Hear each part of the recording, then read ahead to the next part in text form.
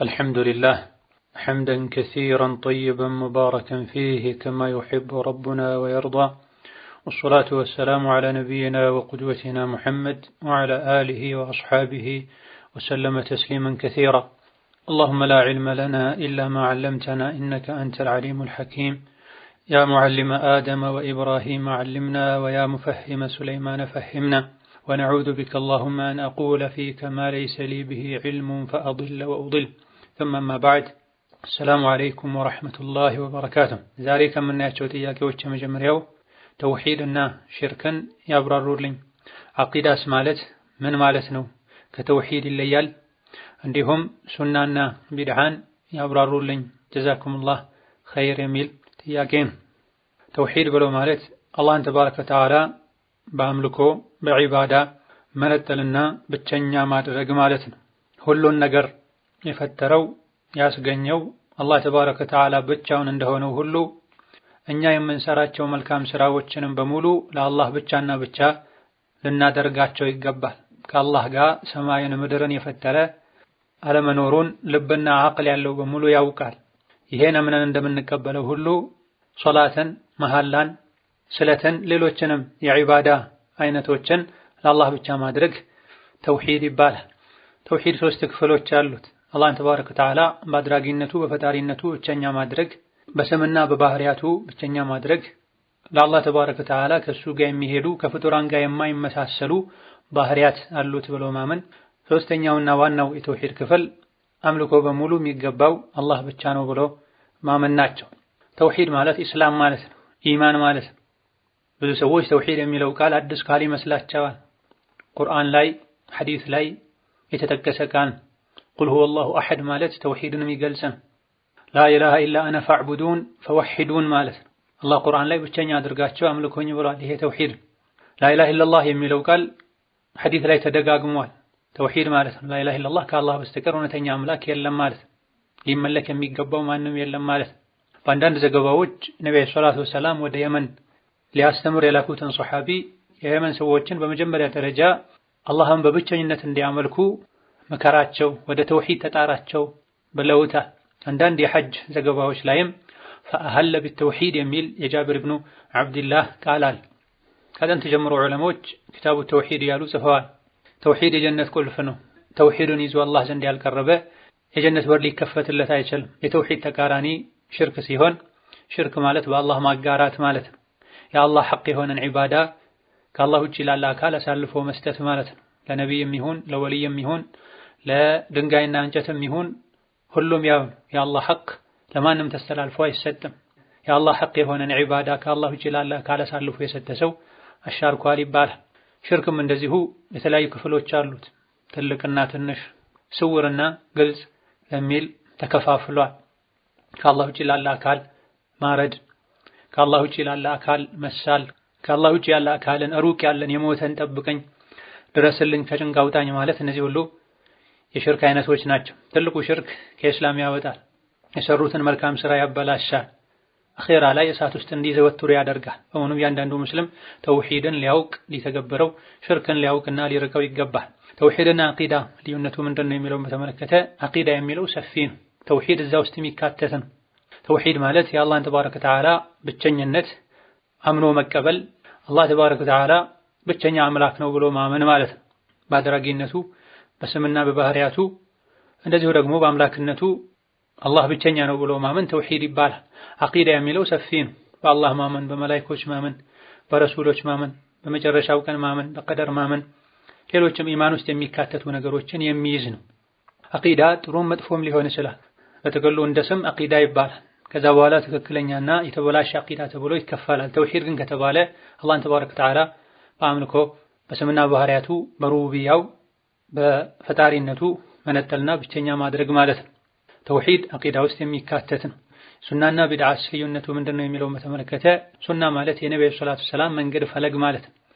ነብዩ ሰለላሁ ዐለይሂ ወሰለም በተግባራቸው ወይም በትዕዛዛቸው ወይም ደግሞ አይተው በማጽደቅ የደነገጉት ህግ ፈለግ ማለት ነው። ቢድዓ ማለት ደግሞ በዲን ላይ አዲስ የተፈጠረና ዲን ላይ የተለጠፈ ነገር ማለት ነው። ከላይ የተጠቀሱ ነገሮች ውስጥ ሊካተት የማይችል ነብዩ ራሳቸው ያልሰሩት ወይም ስሩት ብለው ያላዘዙ አልያ ደግሞ በዘመናቸው ተሰርቶ የማይታወቅ ነገር ሸሪዓ ያላጸደቀው ነገር ማለት ነው። ነቢያችን ሰለላሁ ዐለይሂ ወሰለም ሱና እንድንከተል አዘውናል። ከቢድዓ እንድንርቅ አስጠንቅቀውናል። ወኩሉ ቢድዓቲን ضላለ ብለዋል። ሁሉም ቢድዓ ዲን ላይ አዲስ የተፈጠረ ነገር በሙሉ ጥመት ነው ብለዋል። ኩል የሚለው ሁሉንም አይነት ቢድዓዎችን ያካትታል። አቅዋሱ የገል ዑሙም ነው ኩል የሚለው። ኩል ተብሎ ይሄ ሲቀር የሚባል ነገር አይኖርም። ነብዩ ሰለላሁ ዐለይሂ ወሰለም ከማንም በላይ አረብኛ ንግግር የሚችሉ ሰው ናቸው። ሁሉም ቢድዓ ጥመት ነው ብለው ሳለ እንዲህ አይነት ቢድዓ ሲቀር አይባልም፣ እስቲትና አይደረግም። ቢድዓ መሆኑ እስከተረጋገጠ ድረስ ጥሩና መጥፎ ቢድዓ ተብሎ አይከፋፈልም።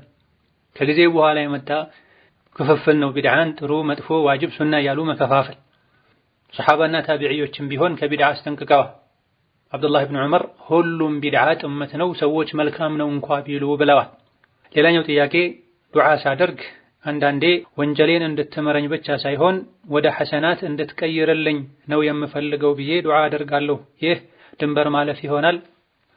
አላህ ተባረከ ወተዓላ ትክክለኛ ተውበት ላደረጉ ሰዎች ወንጀላቸውን እንደሚምራቸው የሰሩትን ወንጀልም ኃጢአታቸውን ወደ ሐሰናት ወደ መልካም ስራ እንደሚቀይርላቸው ሱረቱል ፉርቃን ላይ ተናግሯል። ስለዚህ ትክክለኛ ተውበት ያደረገ ሰው ዱዓ ያደረገ ወንጀሌን ማረኝ ኃጢአቴንም ወደ ሐሰናት ቀይርልኝ ቢል ምንም ችግር የለውም። የማይቻልና የማይደረግ የማይገባን ነገር ከጠየቀን ነው ድንበር ማለፍ የሚባለው። ሌላኛው ጥያቄ ማታ ማታ ቤት መጥረግ ሪዝቅ ያወጣል ረሱልም ብለዋል ይባላል። ይህ ነገር በሐዲስ መጥቷልን? እንዲሁም እጅ ሲያሳክክ ብር ላገኝ ነው፣ መሃል እግር ሲያሳክክ ደግሞ መንገድ ሊሄድ ነው፣ ደግሞ ጫማ ሲደፋ ቶሎ ቀጥ አድርጉ ይባላል። ጫማው የተደፋበት ሰው ይሞታል ይባላል። ይህስ ነገር እንዴት ነው የሚል ጥያቄ። ይህ በሙሉ መሰረት የሌለው ኹራፋትን ነቢይም ይሄን አላሉ። እሳቸው ላይ መዋሸትን ዲናችን ንጽህና እንድንጠብቅ አዟል። ነቢዩ አለይሂ ሰላቱ ወሰላም ቤታችሁን ግቢያችሁን አጥሩ አጽዱ ብለዋል። በዚህ ሰዓት አጽዱ በዚህ ሰዓት አታጽዱ አላሉም አለይሂ ሰላቱ ወሰላም። በማታ ቤት ማጽዳት ችግር ያመጣል፣ ትዳር እንዲፈቱ ህይወት እንዲበላሽ ያደርጋል የሚለው የተበላሸ እምነት ነው። በመጥፎ ገድ ማለትን ነቢዩ ሰለላሁ ዐለይሂ ወሰለም በመጥፎ ገድ ማለትን አውግዘዋል፣ ከልክለዋል። የጫማን መገልበጥን በተመለከተ ዲናችን ላይ የጫማ ህግጋት ተነግረዋል። ጫማ ስናደርግ ቀኝ ማስቀደም እንዳለብን፣ ስናወልቅ ደግሞ ግራ ማስቀደም እንዳለብን፣ ሽፍን ጫማ ሲሆን ቁጭ ብሎ መደረግ እንዳለበት ኢላ ገይሪ ዛሊክ ተነግሯል። ከዚህ ውስጥ ጫማ ወደ ላይ መገልበጥ የለበትም የሚል አልተነገረም። እግር ካሳከከ እጅ ካሳከከ እንደዚህ ነገር ይመጣል የሚልም ሸሪዓ ላይ የተነገረ ነገር የለም። ሪዝቅ ያመጣሉ የምንላቸው ነገሮች ወይም በሸሪዓ የተነገሩ ወይም ደግሞ በተለምዶ በውል የሚታወቁ በተጨባጭ ምክንያት ያላቸውና የታዩ መሆን አለባቸው። ሰው ልጆች የተለያየ ሰውነት አካላቸው ሊያሳክካቸው ይችላል። ከአንዱ ሌላኛው ተነጥሎ እንዲህ አይነት የሰውነት አካል ሲያሳክክ ሪዝቅ ይመጣል የሚል ነገር ሸሪዓ ላይ አልተነገረም። ሰዎች ዘንድም በውል የሚታወቅ ነገር የለም። ስለዚህ ዲን ላይ ሐላል ሐራም ብለው ለመናገር እውቀት ያስፈልጓልና መጠንቀቅ ይኖርብናል።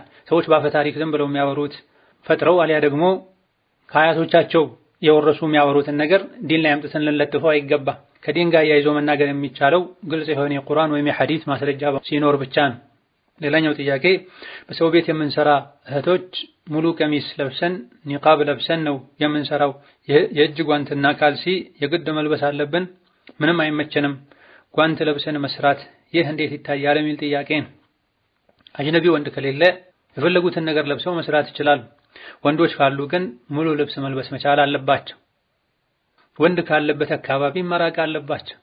ቦታው ላይ ወንዶች ካሉ ሙሉ ልብስን መልበስ የማይችሉ ከሆነ ስራ መቀየር ማስተካከል ይኖርባቸዋል። እስኪያመቻቹ ድረስ ለወንዶች እይታ የሚጋለጡባቸው ሁኔታዎች ላይ እጃቸውን በልብሶቻቸው እጀታ ውስጥ በማድረግ መሸፈን አልያ ደግሞ ጀርባቸውን በማዞር እጃቸውና ያልተሸፈነ ሰውነታቸውን በአካላቶቻቸው ለመሸፈን መሞከር ይጠበቅባቸዋል።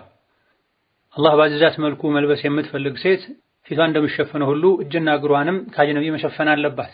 የሴት ልጅ እግሯ አውራ እንደሆነ ኢብኑ ተይሚያ፣ ኢብኑ ሐዝም የዑለሞችን ስምምነት ጠቅሰዋል። በመሆኑም ሴት ልጅ በተቻላት ያክል ሒጃቧ ጥንቃቄ ልታደርግ ስራ በምትይዝበት ጊዜም ከሒጃቧ ጋር ከዲኗ ከሐያዋ ጋር የሚሄደን ስራ መርጣ ልትይዝ ይገባታል።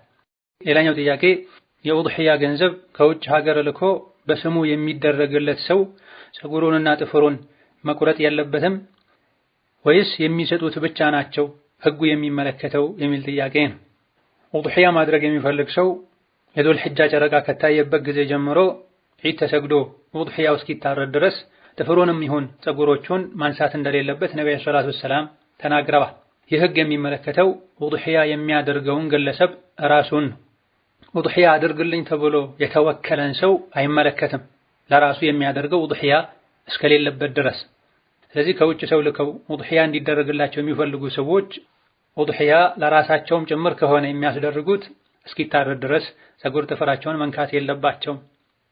ነገር ግን ለራሳቸው ውዱሕያ የማያደርጉ ሆኖ ለቤተሰብ ውዱሕያ የሚደረግበትን ገንዘብ ከሆነ በስጦታነት የላኩት ፀጉርና ጥፍርን ከማንሳት መታቀቡ የሚመለከተው ውዱሕያውን የሚያርደው አካል። ስለዚህ ራሱ የሚያርድ ሰው ራሱ በራሱ ገንዘብ የሚያርድ ሰው እስኪያርድ ድረስ ፀጉርና ጥፍሩን መንካት የለበትም። ገንዘብ ልኮ ለሱ ውዱሕያ እንዲደረግለት የሚልክ ሰውም እንደዚሁ ጥፍርና ፀጉሩን ማንሳት የለበትም። ለራሱ የማያደርግ ነገር ግን ለቤተሰብ የላከ የተላከለት አካል ውዱሕያውን የሚያደርገው አካል ነው ጥፍርና ፀጉሩን ከማንሳት መታቀብ ያለበት። ውዱሕያ ለሁሉም የሚወደድና የሚፈለግ ነው። አቅም ያለው በሙሉ ውዱሕያ ሊያደርግ ይገባል። ባለትዳርም ብቻ አይደለም የሚመለከተው፣ ያላገቡ እንኳ ቢሆን ለብቻቸው የሚኖሩ አንድ በግ አርደው የተወሰነውን ለራሳቸው በልተው ሌላውን ለምስኪን ቢሰጡ ሙሉውንም ለምስኪን ቢሰጡ በላጭ ነው። ኢማሙ ነወዊ አልመንሃጅ ላይ እንደጠቀሱት ወደ ቤተሰብ የውዱሕያ ገንዘብ ሲልኩ ለኔም ጭምር ብለው ቢነይቱም የተሻለ ነው። ራሳቸውን እዛ ላይ ቢያጋሩ። ብዙ ሰዎች ይልካሉ፣ ነገር ግን ራሳቸውን አያጋሩም እዛ ላይ። ይሄን ካደረጉ ለራሳቸውም ጭምር ነይተው ከላኩ እነሱም ጥፍርና ፀጉራቸውን ከማንሳት መታቀብ ይኖርባቸዋል። ሌላኛው ጥያቄ እኔ ዘካ የሚወጅብበት ከ20 ዓመት በላይ የሆነው የወርቅና የብር ጌጥ አለኝ። ዘካ ወጥቶበት አያውቅም። እውቀቱ አልነበረኝም ነበር። አሁን ላይ ሳውቅ ግን ዘካውን ከነቀዷው ለማውጣት አልችልም፣ ገንዘብ የለኝም፣ ምን ይሻለኛል የሚል ጥያቄ ነው። በዲኑ የታዘዙ ነገሮችን ባለማወቅ ከሆነ ያዘገየነው በማዘግየቱ ወንጀል አንጠየቅም ባለማወቅ ከሆነ። ነገር ግን ካወቀን በኋላ የተውነውን መልሰን ማስተካከል፣ ያበላሸነውን ማስተካከል ይጠበቅብናል። ገንዘብ ራሱ ላይ ሐቅ አለበት። ያለፉ ዓመቶችን ዘካ ማውጣት ግዴታ ይሆናል። ምንም አይነት እስላማዊ እውቀት የሌለበት አካባቢ ሆኖ ዘካ የሚባለው ነገር ራሱን ግዴታነቱን የማያውቅ ሰው ከነበረ ይሄኔ ካወቀበት ጊዜ ጀምሮ ከዛ በኋላ ነው ያውጣ የሚባል። ነገር ግን የዘካን ግዴታነት በራሱ ከማወቁ ጋር እሱ ጋር ያለ አንዳንድ ንብረቶች ላይ ግዴታ እንደነበረ አለማወቁ ካወቀ በኋላ ማውጣቱን አያስቀረለትም። ጭራሽ ዘካ የሚባል ነገር መኖሩን ያላወቀ ሰው ነው ዑዝር የሚሆነው፣ ያውም አካባቢው ላይ ቦታው ላይ ዕልም ከሌለን። ስለዚህ ያለፉ የ20 ዓመታትን ዘካ ወርቅና ብሩን ራሱን በመሸጥ ዘካ ማውጣት አሊያ ደግሞ መዝግቡ አስቀምጦ በቀጣይ ገንዘብ የሚያገኙበት ሁኔታ ካለ ዘካ ማውጣት ነው። ሌላኛው ጥያቄ አባቴ ታሞ ለመታከሚያ የሚሆን ገንዘብ ልኬ ሳይታከምበት ሞተ። አባቴ በእርግጥ የሚኖረው ከእናቴ ጋር ተፋቶ ከሌላ ሚስት ጋር ነው፣ ልጆችም አሉት። አሁን ባለቤቱና ልጆቹ እኔ ያላኩትን ብር የውርስ ብር ነው እያሉን ነው። ይህ ብር የውርስ ብር ነውን? ለነሱ መሰጠት አለበት የሚል ጥያቄ ነው። የተላከው ብር ከአባት እጅ ደርሶ ከተቀበለ በኋላ አሊያ ደግሞ እሱ የወከለው ሰው እጅ ላይ ከገባ በኋላ ከሆነ የሞተው የራሱ ገንዘብ ነው፣ እንደፈለገ ማድረግ ይችላል። በሌላ መልኩ ወጪ እንዲደረግ እስካላዘዘ ድረስ የውርስ ንብረት ይሆናል። የተላከው ገንዘብ አባት እጅ ላይ አሊያ ደግሞ እሱ የወከለው ሂድ ተቀብለ ሀምጣ ያለው ሰው እጅ ላይ ሳይደርስ በፊት ከሆነ አባት የሞተው ገንዘቡ መጀመሪያ የላከው ሰው ንብረት ነውና የሚሆነው ውርስ ውስጥ አይካተትም። በላጭና የተሻለው ውርስ ውስጥ ከማካተት ይልቅ የአባት ወሲያ እንዲሆን ተደርጎ ለሱ አጅር የሚያስገኝ ነገር ላይ ማዋሉ በላጭ ነው። ለሰው የሰጡትን ነገር መልሶ መውሰድ በዲናችን ተገልግሏል። እሱ ራሱ ጋር ደርሶ አሊያ ደግሞ የወከለው ሰው ጋር ደርሶ ከነበረ መልሶ መጠቀሙ በዲኑ የተከለከለ ነገር ውስጥ እንድንገባ ያደርጋል። በሌላ በኩል ደግሞ የተላከው ለሱ ለሕክምና ከመሆኑ ጋር ውርስ ውስጥ ማስገባቱ በተለይ የላከው አካል ደስተኛ ካልሆነ ለወራሾች የሚመከርና ጥሩ የሚባል አይደለም። ከሁለቱም ለመውጣት የሟቹ የወሲያ ድርሻ ውስጥ አድርጎ ለሱ የኸይር ስራ ላይ ማዋሉ በላጭ ነው። ሌላኛው ጥያቄ አግብቼ ነበር በቤተሰብ ፈቃድ፣ ነገር ግን እኔ አብሬው መኖር አልቻልኩም። በጊዜው ጠልቼው ነበርና አልፈታም ሲለኝ በሸሪዓ ፍርድ ቤት ሄጄ ተፈትቼ አረብ ሀገር ሄድኩኝ። ነገር ግን አሁን ላይ ልጁ ጋር እናወራለን፣ ተዋደናል፣ መጋባትም ፈለገን።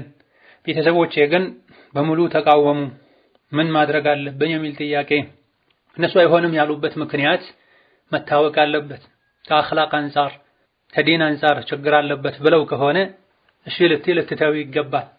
እነሱ አይሆንም ያሉበት ምክንያት ሸሪዓ ማይቀበለው ምክንያት ከሆነ አባት እምቢ ካለ ወንድምን በመጠየቅ አጎትን በመጠየቅ ሌሎችንም ለሴት ልጅ ኒካህ ማሰር የሚችሉ ወንዶችን በመጠየቅ ኒካሁ እንዲታሰር ይደረጋል። እነዚህ ሁሉም ያለ በቂ ምክንያት እምቢ ካሉ ሸሪዓ ፍርድ ቤት ኒካህ አስሮ መጋባት ይቻላል። ኒካህ ሳይታሰር በፊት ከሱ ጋር ማውራቱ ተገቢ አይደል። የቀድሞ ኒካህ በሸሪዓ ፍርድ ቤት እስከወረደ ድረስ አጅነቢ ናቸው ሁለታቸው። ወደፊት ለመጋባት ማቀዱ መፈለጉ መዋደዱ አሁን ላይ ማውራትን ሐላል አያደርግም። ነቢያችን ሰለላሁ ዐለይሂ ወሰለም የአይን የመላስ የጆሮ የእጅ የእግር ዝሙቶች እንዳሉ ተናግረዋል። ሁለት ለትዳር የሚፈላለጉ ወንድና ሴቶች ኒካህ ሳይታሰር በፊት በየጊዜው የተደዋወሉ ማውራት አላህ ወደማይወደው መንገድ ሊወስድ የመላስ የአይን የጆሮ ዝሙትን ሊያስከትል ይችላልና መንገዱን አመቻችቶ ኒካህ እስኪታሰር ድረስ መደዋወልና መነጋገርን ማቆም። ሌላኛው ጥያቄ ከአባቴ የሚወለድ ታላቅ ወንድም አለኝ። እሱም ከእናቱ የሚወለዱ እህትና ወንድሞች አሉት። ሁላችንም አንድ ቤት ውስጥ ነው የምንኖረው። የወንድሜ ወንድሙ ሰክሮ ደፍሮኝ እርግዝና ተፈጠረ። ጨነቀኝ፣ ፈራሁ። የ2 ወር የተረገዘውን ጽንስ አስወረድኩ። ከዛ የደፈረኝን ልጅ ስነግረው ለምን ልጄን አስወረድሽ? እኔና አንቺ እኮ ተጋብተን መኖር እንችል ነበር አለኝ። ይህን ጽንስ በማስወረዴ ከፋራዬ ምንድን ነው? ይሄን የወንድሜ ወንድም ማግባት እችላለሁ የሚል ጥያቄ። አጅነቢ የሆኑ ወንድና ሴቶች አንድ ቤት ላይ አንድ ክፍል ላይ ተቀላቅለው ተሰብስበው መኖራቸው ወንጀል። ነቢያችን ሰለላሁ ዐለይሂ ወሰለም አደራችሁን ሴቶች ወዳሉበት አትግቡ ብለዋል። የሴቶች ክፍል ለብቻ የወንዶች ክፍል ለብቻ ሊሆን ይገባዋል። ወንድ በተፈጥሮው ሴት እንደሚፈልግ ሴትም ወንድ እንደምትፈልግ የሚታወቅ ነገር። ሸይጣን ደግሞ በሰው ልጆች የደም ስር የተዘዋወረ ወንጀል ላይ መጣል ትልቁ ስራው። ነብዩ ሰለላሁ ዐለይሂ ወሰለም ለኡመታቸው ከሚፈሯቸው ነገሮች አንዱ የተቃራኒ ጾታ ፊትና እንደሆነ ተናግረዋል። ወንድ በሴት ይፈተናል፣ ሴት በወንድ ትፈተናለች። ስለዚህም ሸሪዓችን አይንን ሰበር እንድናደርግ ሴት ልጅ ከወንድ ጋር ስታወራ ድምጿን እንዳታለሳለስ፣ ሽቶ ተቀብታ ከቤት እንዳትወጣ፣ ስትራመድ ጫሟን እንዳታስጮህ ተናግረዋል። ወንድና ሴት አንድ ክፍል ለብቻቸው ተገልለው መቀመጥን ከልክለዋል። እምቢ ብለው ካደረጉት ሶስተኛው ሸይጣን ይሆናል ብለዋል። ስለዚህ እነዚህ ሁሉ ህግጋት አለመጠበቃቸው እንዲህ አይነት መዘዞችን ያስከትላል። ጭራሽ ደግሞ የሚጠጣ የሚሰክር ወንድ ያለበት ቦታ ላይ ሴት ልጅ ልትቀመጥ አይገባም። ሰካራም የሚያደርገውን አያውቅም። አይደለም ለሱ አጅነቢ የሆነችን ሴት የገዛ ልጁን ይደፍራል፣ የገዛ እናቱን ይደፍራል። ነስአላሁ ሰላም ወልዓፊያ። ኸምር የቆሻሻ ተግባሮች ሁሉ ዋናን የተባለውም ለዚህ ነው። ኸምር የጠጣ የሰከረ የሚያደርገውን አያውቅም፣ አላህን ይሳደባል። ነስአላሁ ሰላም ወልዓፊያ። ሙስሊም ከሆነ ይሄን የሚጠጣው ከባድ ወንጀል እንደሆነ ሊነገረው፣ በአዱንያ ኸምር የጠጣ አኺራ ላይ ከጀሃነም ሰዎች የሚወጣ መግልና እዥ እንደሚጠጣ እንደሚዋረድ ሊነገረው፣ ተውበት እንዲያደርግ ሊመከር ይገባል። በመቀጠል ክፍሎችን መለየት፣ የወንድምሽ ወንድም ከሆኑ ወንዶች ጋር ለብቻ ተነጥሎ ከመቀመጥ፣ ከመቀራረብ፣ ከመሳቅና ከመቀላለድ መራቅና መጠንቀቅ ይኖርባችኋል። ጽንሱን ማስወጣቱ በተመለከተ ነፍስ ሳይዘራበት በፊት ከሆነ ጽንሱ የወጣው ከፋራ ዋጅብ አይሆንበትም። ወደፊት ራስን መጠበቅ እሱ እንዲተውበት ማድረግ ነው። እሱን ማግባቱን በተመለከተ ከተወበተ አኽላቁ ካማረ ትክክለኛ ሙስሊም ከሆነ ነዓም ማግባት ይቻላል። የእንጀራ እናት ከሌላ ባል የወለደችውን ወንድ ልጅ ማግባት ምንም ችግር የለም። ነገር ግን አሁን ባለበት ሁኔታ ላይ እሱን ማግባት አይቻልም። ተውበት አድርጎ ተስተካክሎ አኽላቁ ስነ ምግባሩ አምሮ ዲኑን አውቆ ሶላቱን ከተበቀና ባለፈው ህይወቱ ተጸጽቶ ለውጥ ከታየበት ነው እሱን ማግባቱ የሚመከር። ሌላኛው ጥያቄ ከባል ሐቅና ከእናት ሐቅ የማን ይበልጣል? ቁርአን ላይ እንዳለው ከአላህ ሐቅ ቀጥሎ የቤተሰብ ሐቅ ነው ያስቀመጠው። አንዳንድ ሰዎች ግን ስንወያይ የባል ሐቅ ይበልጣል ይላሉ። ይህ እንዴት ይታያል የሚል ጥያቄ። የአባትና እናት ሐቃቸው እጅግ በጣም ከፍ ያለ ነው። የባልና የወላጆች ሐቅ እስካልተጋጨ ድረስም የሚከብደውና የሚበልጠው የወላጆች ሐቅ ነው። ነገር ግን የባልና የወላጆች ሐቅ ከተጋጨ ማስማማት ሁለቱም በአንድ ላይ መፈጸም ካልተቻለና ካልተጣጣሙ ይሄን የሚቀደመው የባል ሐቅ ነው። አንዲት ሴት ወደ ነብዩ አለይሂ ሰላቱ ወሰላም መጣ ባለትዳር ነሽ እንዴ ብለው ጠይቀዋት አዎን ስትላቸው ታዲያ እንዴት ነሽ ለባልሽ ብለው ጠይቀዋት ማ አሉሁ ኢላ ማ አጀዝቱ ዐንሁ ብላቸዋለች። ምንም አላጎድልበትም የማልችለው ከአቅም በላይ የሆነ ነገር ካልሆነ በስተቀር የሚል መልስ ሰጣቸው። እንግዲያውስ ከሱ ጋር ያለሽን ግንኙነት ልብ ብለሽ እዩ፣ አስቢበት፣ እሱ ማለት ላንቺ ጀነትሽም እሳትሽም ነው ብለዋታል። ወከዛሊክ ማንኛውም ሰው ለሰው ስጁድ እንዲያደርግ የማዝ ቢሆን ሚስት ለባሏ ስጁድ እንድታደርግ አዘ ነበር ብለዋል። ለአባቷ ለእናቷ እንድትሰግድ አዘ ነበር አለማለታቸው፣ ለባል እንድትሰግድ አዘ ነበር ማለታቸው ከሐቅ አንፃር ሐቆች ከተደራረቡ የባል ሐቅ ከአባት እናት ሐቅ እንደሚቀደም የሚያሳይ። ይህንንም እነ ሸይኹል ኢስላም ኢብኑ ተይሚያ ሌሎችም በግልጽ ተናግረዋል። አንዲት ሴት ካገባች ከባሏ ጋር መኖር ከጀመረች ባሏን መታዘዝ አባት እናቷን ከመታዘዝ የበለጠ ዋጅብ ይሆንባታል ብለዋል። እሷ አታድርጊ ያላትን ነገር ወላጆቿ እንኳ አድርጊ ቢሏት የባሏን ትእዛዝ ማስቀደም አለባት ብለዋል። ይህ የሆነበት ምክንያት ቤት ሊረጋጋ የሚችለው የራሷ ህይወት ሊስተካከል የሚችለው ትዳሯ ሲስተካከል ስለሆነ። ሆኖም የአባትና እናት ሐቅ ከአላህ ሐቅ ቀጥሎ ትልቁ ሐቅ ነው። ይሄ በጥቅሉ ሊታመንበት የሚገባ ጉዳይ ነው። ወንዱም ሴቱም ሁሉም ሊጠብቅ የሚገባ ጉዳይ ነው። ነገር ግን ሴት ልጅ አግብታ ከወጣች በኋላ የራሷን ጎጆ ከመሰረተች በኋላ ሐቆች ሲደራረቡበት ሁለቱን ሐቆች ማጣጣምና አብራ ማስኬድ ካልቻለች እንዲህ አይነት ሁኔታ ላይ ብቻ ከወላጆች ሐቅ የባል ሐቅ ይቀደማል ይባላል። ምክንያቱም እሷ ራሷን ችላ ስለወጣች እናት ወደ መሆን ጉዞ ስለጀመረች ሐቆች እንዲጠበቁ ማንም እንዳይጎዳ ሁሉም የበኩሉን ማድረግ አለበት። ወላጆችም ይሄን መረዳትና የበኩላቸውን መወጣት፣ ባልም እንደዚሁ ሚስትም እንደዚሁ ሁሉም ተባብረው የሁሉም ሐቅ እንዲጠበቅ ማድረግ አለባቸው። ወላጆች ሴት ልጃቸው ትዳሯ እንዲጠበቅ የትዳር ህይወቷ ያማረ እንዲሆን ከባሏ ጋር ጥሩ ግንኙነት እንዲኖራት ሊያግዙ ይገባል። ወይም እኛም በይ ወይም እሱም በይ ሊሉ አይገባም። ልጃቸውን ለአደጋ ማጋለጥ ነው የሚሆነው። ሴትም እንደዚሁ ማድረግ እየቻለች የወላጆችንም የባልንም ሐቅ አጣጥማ መኖር እየቻለች ቸላ በማለት በግድ የለሽነት ወይም የአባትን ወይም የወላጆችን ወይም የባልን ሐቅ ልታጎድል አይገባም። ባልም እንደዚሁ ሚስቱን ወይም እኔም በይ ወይም እንደሱም በይ ሊል በጭራሽ አይገባም። ዲን የሚያውቅ አቅል ያለው አስተዋይ የሆነ የእናትን ደረጃ የሚያውቅ ባል ሚስቱ ከወላጆቿ ጋር ያላት ግንኙነት ጥሩ እንዲሆን ያግዛል፣ ይገፋፋል። የዲን ግንዛቤ የሌለው አልያ ደግሞ የአቅል ብስለት የሚያንሰው ባል ከሆነ ነው ሚስት ወላጆቿን እንዳትንከባከብ በምትችለው እንዳትረዳ እንቅፋት ሊሆን የሚችለው። هذا والله تعالى أعلم። ዛሬ በዚህ እናበቃለን። ሰላም አለይኩም ወራህመቱላሂ ወበረካቱሁ።